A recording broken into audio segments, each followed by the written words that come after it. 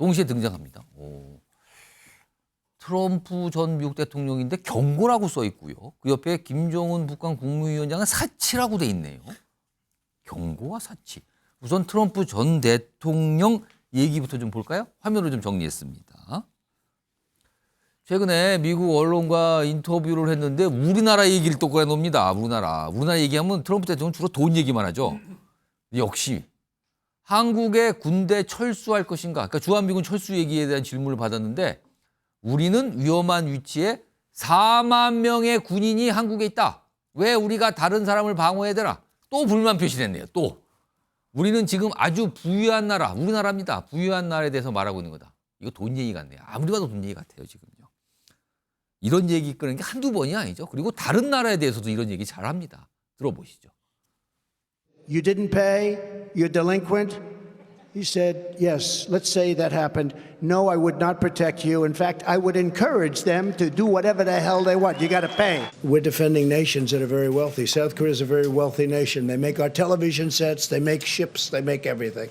And I give them great credit. We've been defending them for many, many decades, as you know. Many, over 8 decades. 저렇게 얘기를 하네요. 김기웅 부대변인. 아니, 주한미군은 4만 명이라고 과거서부터 계속 4만 명이에요. 근데 정확하게 보니까 찾아보니까 2만 8천 명 정도라거든요. 이거 일부러 알면서 부풀리는 겁니까 지금?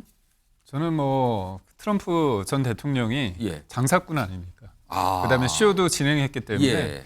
그러니까 사람들의 머릿속에 각인되는 부분 처음에는 실수를 할 수도 있겠죠. 예. 그렇지만 그 부분이 해도 크게 저희가 뭐 크게 뭐라고 얘기한다고 해서 그걸 우리가 또 바꾸는 건 뭐라고 아니에요. 하기도 애매하고요. 맞습니다. 그렇기 예. 때문에 좀 크게 부르는 거죠. 크게 부르면서 가는데 사실 사람들의 어떤 그 관심을 끄는 데 있어서 가장 중요한 게 수치입니다.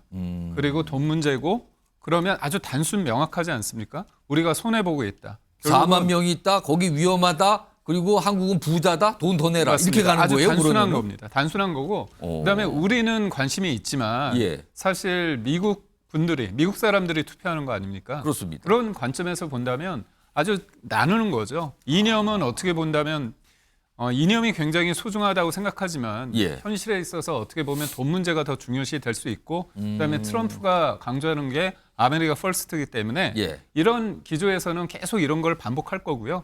결국은 이런 걸 통해 가지고 자기의 존재감을 또 부각시키면서 나는 바이든과 다르다는 부분을 확실하게 강조할 것 같습니다.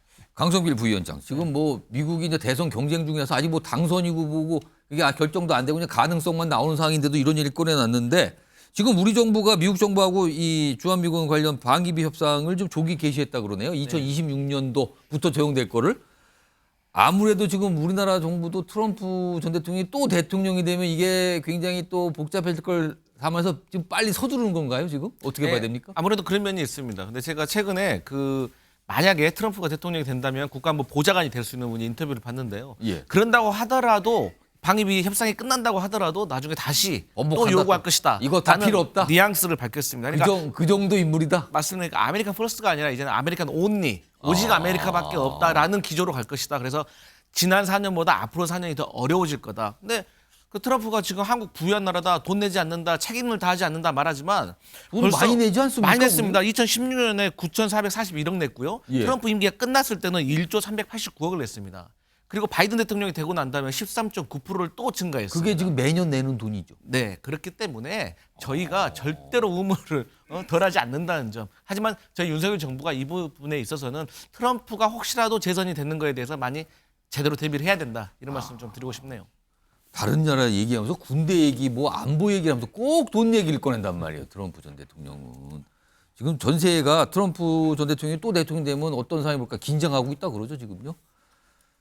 다음 사진 다시 한번 불러줘. 2명이 등장했잖아요. 지금 경고가 이 얘기였고요. 우리 보고 좀 들으라고 자꾸 하는 거 같잖아요. 근데 사치, 김정은 위원장은 사치로 돼 있어요. 일단 관련 영상부터 좀 확인해 보겠습니다. 가장 숭고하고 엄숙한 경위로서 정성이 맞은 50여 상상의 행로에 불멸의 사유와 더불어 길이 빛날 구체적 건축 사상과 건설 정책을 완벽한 실천적 성과로 받들어갈 4월 5일 완공을 앞둔 화성지와 같이 애국열로 충만되고 당과 혁명에 대한 무조건적인 충실성과 전념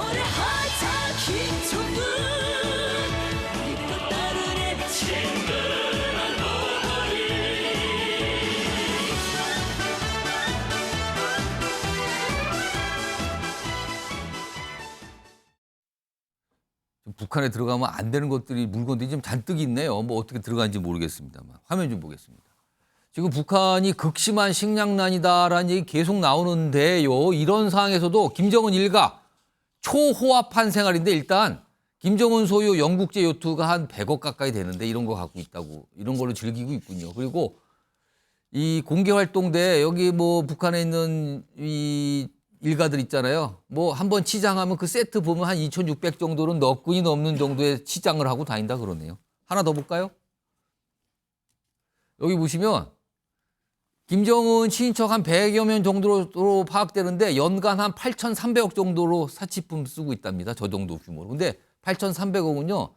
이걸 북한 분들이 1인당 하루에 8,300억이면 이 일가가 하루에 한 2,300만 원씩 쓰는 돈이래요. 근데 이게요. 이 규모는 북한의 연간 곡물 부족분을 거의 다 메울 수 있는, 살 수 있는 돈이라 그러네요. 최인영 변호사. 네. 만성적인 식량난 속에 엄청난 사치품 소비를 하고 있다. 이거 어떻게 봐야 되는 겁니까? 이거? 이게 나라냐? 어. 이게 나라냐는 거죠. 결국 인민들은 정말 강냉이죽도 못 먹고 이 밥에 쌀은 제대로 못 먹고 최근에 지금 그림이 나오듯이 꽃제비를 넘어서 성인들조차도 지금 저렇게 아사하기 직전인 모습이 그런 모습이죠. 동영상이 나오는 건 아니겠습니까? 그런데 이게 그 김정은 친인척 100명이 연간 8,300억이라고 한다고 하면은 1인당 83억. 1인당 83억 되는 거잖아요. 그러면 한 달에 소비로 그 과소비하는 것이 7억 가까이 된다고 하면은 하루로 지금 한 2천만 원 이상 쓴다는 거예요. 대한민국에서도 있기 어려운, 미국에서도 최고위층도 있기 어려운 일들이 벌어진다고 하면은 이게 과연 나라냐? 이런 부분에 대해서 민주당도 같이 좀 비난 좀 해주시면 좋겠습니다. 갑자기 또 민주당 얘기를 하셨는데 알겠습니다. 아무튼 네, 비난하시죠. 알겠습니다. 또 있어요. 한 장 더 볼까요? 지금은 일가 얘기잖아요. 근데 일가가 아니라 이제 특권층이 뭐 한 몇만 명 된다는데 1년에 선물 정치로 한 2조 5천억 정도 쓴대요. 그런 고급 차량이라든가 어떤 수입 무슨 뭐 사치품들 이런 거를 선물을 주면서 통치를 한다는 거잖아요. 관련 목소리 듣는데 좀 들어보겠습니다. 북한 주민의 처참한 민생과 인권을 외면하면서 오직 핵미사일 개발과 체제 보위에 몰두하고 있는 점을 매우 안타깝게 생각합니다. 김종석 행정관 저렇게 2조 5천억 정도를 1년에 서로 선물을 주냐고 이제 특권층에게 굉장히 고급 승용차 이런 걸 준다는 거잖아요. 역시 뭐 결속하자 이겁니까? 그럼? 예, 제가 뭐 이 부분으로는 제가 논문을 썼던 게 있기 때문에 이 카이다가 계속 추적을 해왔어요. 예. 그래서 이건 이제 수령 경제라고 얘기하는 건데요. 1970년대부터 만들어졌습니다. 주석 펀드라고 하는 거에서 수령 경제를 가고 대체적으로는 전체 북한 경제에서 3분의 1 내지 4분의 1까지 추적이 됐던 부분이 있는 건데요. 이 부분들은 대부분 그렇습니다. 그러니까 수령이 그 수령 경제의 돈을 가지고 관료들을 통제하는 그러니까 교환 관계예요. 충성과 어떤 호혜의 교환 관계를 통해서 통치 방식으로 운영해왔던 거기 때문에 이게 무슨 뭐 예를 들면 김정은 때만 특이한 게 아니고요. 50여 년 이상 지탱해왔던 통치 방식의 이런 방식 자체가. 북한의 보통 주민들은 어떻게 되는 거죠? 당연히 그것 때문에 경제가 예를 들면 경맥 경화가 걸리는 거죠. 그러니까 매우 저는 비판적으로 볼 수밖에 없는 측면들이 거고 이 부분에서 근데 우리가 비판을 한다고 해서 그쪽에서 바꿀 거냐? 왜? 이걸 바꾸게 되면 전체적인 관료 체제가 무너지는 측면이 분명히 있기 때문에 저런 걸로 유지하고 있으니. 그러니까 제가 볼 때 고육지책인 측면이 분명히 있는 것이고요. 그렇다고 하더라도 인민을 위한다는 정치를 하고 있는 소위 수령이 저런 식의 행태를 한다는 건 인정할 수 없는 거죠. 알겠습니다. 북한의 모습까지 좀.